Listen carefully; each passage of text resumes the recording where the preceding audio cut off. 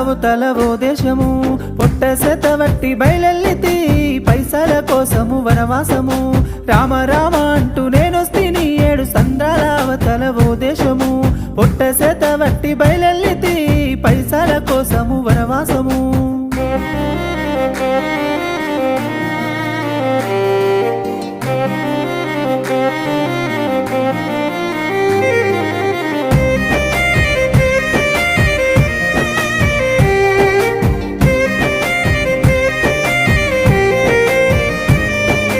చదువుకున్న చదువు కిలవలేకపాయే చెప్పులరుగా తిరిగిన కొలువు దొరకపాయే